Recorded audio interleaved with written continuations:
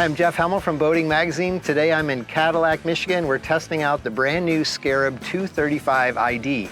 Now, this boat follows the design language that Scarab introduced on the 285. As you'll see, it's stylish, it's plush, it's great for the family, but it doesn't forget to be a jet boat. It's fun, it carves aggressively, it's got great acceleration, and this boat is set up with some impressive wakeboarding and wake surf features.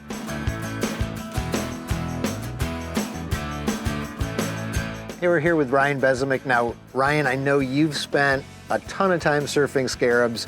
You're a surf instructor, avid surfer. Tell me about the wake that you can get behind this jet boat.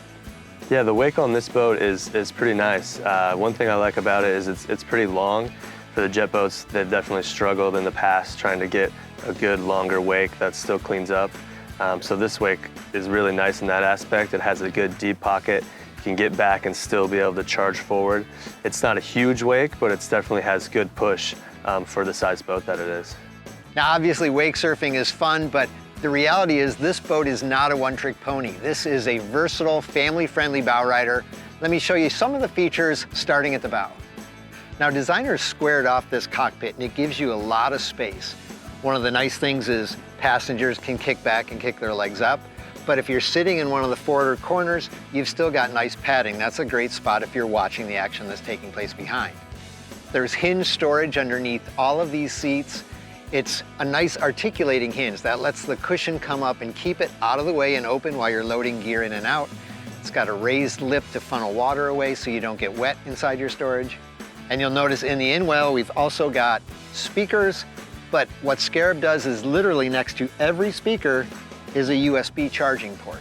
Now, in today's day and age, that's a given. Everybody's gonna have their phone. That's a smart addition.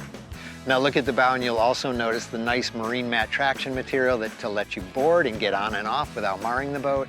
There's also a pedestal table mount. Now that's the first of 3 on this boat. It lets you set up a table when you want to have your snacks and hors d'oeuvres with your friends. You can also remove the center cushion to reveal additional traction material to get on and off the boat without messing up your vinyl. There's some really nice attention to detail found up here in the bow. Obviously the gorgeous vinyl, you've got different textures. I also like how Scarab has done this wind block door. Now, normally these are kind of a rattly approach to they block the wind, but they're noisy in rough water. The stiff hinge makes them nice and solid. There's storage access underneath both the starboard and the port console. Port console also includes a pull-out cooler. To port, there's another wireless charging station for the passenger. And I also like the depth of this glove box. It lets me get a lot of stuff in here, and it's also lockable, so when you leave the boat, your stuff is secure. Highlights in the main cockpit include this wraparound seating. This is really a spacious boat. There's room for plenty of passengers. I've got storage below, another mount for a pedestal table. Now, another real highlight is this marine mat flooring. It's soft underfoot, it's comfortable, it's cool in the sun. I really like the fact that it's snap-in. That lets me take this out if I want to wash it, or if I just want an easy to maintain boat when I'm in saltwater, I can take all this matting out and leave it at the dock. One thing to point out is when you do have the wake package and you have the ballast bags, when they're deflated, they don't take up storage room, so you can still use this same amount of space. The ski locker in the cockpit floor has a couple nice features. It raises on a pneumatic strut.